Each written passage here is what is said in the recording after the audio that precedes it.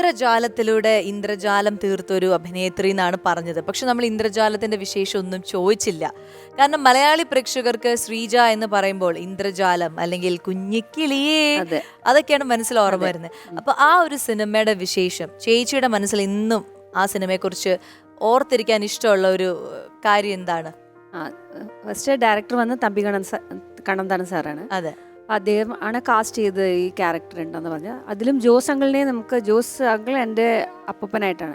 ജോസ് അങ്കിളിന്റെ ഫാമിലി നമുക്കറിയാം. കോട്ടയത്തെ അച്ഛൻ്റെ സ്ഥലം കോട്ടയം കാരണം ഫാമിലി മെമ്പേഴ്സ് എല്ലാം അറിയാന്നുള്ളത്. അതിലെൻ്റെ അപ്പൂപ്പൻ ആയത് കാരണം എനിക്ക് ഇനിയും കംഫർട്ടബിൾ ആണ്.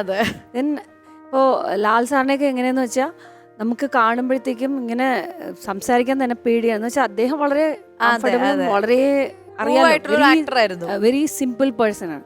അപ്പം ഇങ്ങനെ നമ്മൾ അവരടുത്തൊന്നും സംസാരിക്കില്ല. അപ്പം നമ്മളിങ്ങനെ ഇരുന്ന് കാണുക എന്നുള്ളതാണ്. അവർ സംസാരിക്കണതൊക്കെ നമ്മൾ കേട്ടുകൊണ്ടിരിക്കുക. പിന്നെ ആ സെറ്റിലുള്ള നമ്മളെ മാക്സിമം കംഫർട്ടബിൾ ആക്കുക എന്നുള്ളത് തന്നെയാണ് സീൻസിലും എല്ലാത്തിലും. അപ്പം അവിടെ നടന്ന ഒരു വളരെ സന്തോഷമായിട്ടുള്ള ഒരു സംഭവം എന്ന് പറഞ്ഞാൽ പ്രിയദർശൻ സാറിൻ്റെ തമിഴ് മൂവി ഒന്ന് അവിടെ ഷൂട്ടുണ്ടായിരുന്നു ബോംബെയിൽ. ശരി, ഇന്ദ്രജാലം ബോംബെയിലാണ് ഫുള്ളാ ഷൂട്ട് ചെയ്തത്. അപ്പം ഒരേ ഹോട്ടൽസ് ആണ് നമ്മൾ എല്ലാ 2 ഷൂട്ടിന്റെ ഗ്രൂപ്പുകാരും താമസിച്ചത്. അതെ, വേറെ നമ്മുടെ മലയാളി ഗ്രൂപ്പും ഉണ്ട് അതിൽ. സുമാരിയാണ്ടിയൊക്കെ ആ പടത്തിലുള്ള. അപ്പം അതിൽ ഹീറോ കാർത്തിക് ആയിരുന്നു. അതായത് പാവം രാജകുമാരന്റെ റീമേക്ക്. അപ്പം അന്ന് ലാൽ സാറിന്റെ ബർത്ത്ഡേ ആ സമയത്ത് അവിടെ വെച്ച് വന്നത് കാരണം ഉണ്ടായിരുന്ന ആ സമയത്താണ് ബർത്ത്ഡേ അവിടെ സെലിബ്രേറ്റ് ചെയ്തു. പ്രിയൻ സാറാണ് അത് ഗ്രാൻഡ് സെലിബ്രേഷൻ ആക്കിയത്. അപ്പോൾ ചീഫ് ഗസ്റ്റ് ആയിട്ട് വന്നത് നമ്മുടെ രജനി സാറും രജനി സാറിന്റെ വൈഫും ആയിരുന്നു. അന്ന് നല്ല സെലിബ്രേഷൻ ആയിരുന്നു. അന്നത്തെ അത് മറക്കാനേ പറ്റില്ല. ഇന്ദ്രജാലത്തിലെ ചേച്ചിയുടെ ഒരു ബെസ്റ്റ് മൊമെന്റ് എന്ന് പറഞ്ഞാൽ ഈ ഒരു സ്റ്റാർ ബർത്ത്ഡേ സെലിബ്രേഷൻ ആയിരുന്നു. കാരണം രജനി സാറിനെ കാണാൻ പറ്റി, ലാൽ സാറിന്റെ ബർത്ത്ഡേ സെലിബ്രേറ്റ് ചെയ്യാൻ പറ്റി.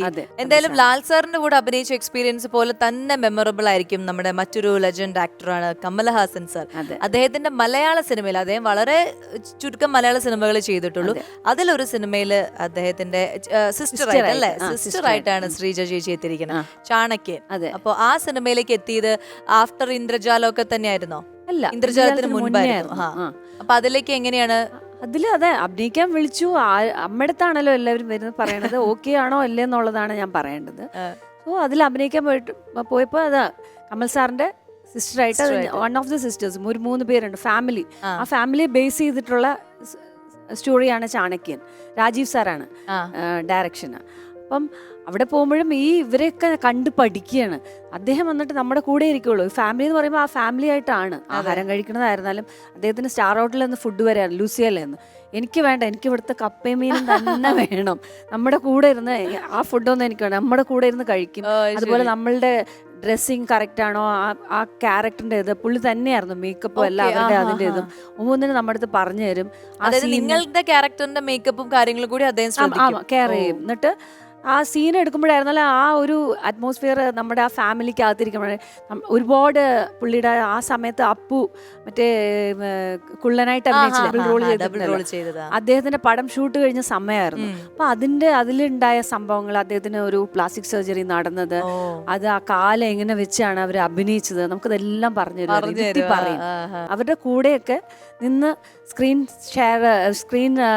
സ്പേസ് ഷെയർ ചെയ്യാൻ പറ്റുന്നത് എൻ്റെ ഒരു കാരണം ചേച്ചി തന്നെ നേരത്തെ പറഞ്ഞു ഒട്ടും ആഗ്രഹിച്ച് വന്ന ഒരു മേഖലയല്ല ഇത്. പക്ഷെ വന്ന സമയത്ത് എല്ലാം നല്ല പടങ്ങൾ, ചുരുക്കം പടങ്ങളാണെങ്കിൽ പോലും നല്ല പടങ്ങൾ ചെയ്യാൻ പറ്റി. നല്ല ആക്ടേഴ്സിന്റെ പേരായിട്ടും സിസ്റ്ററായിട്ടും ഒക്കെ അഭിനയിക്കാൻ പറ്റി.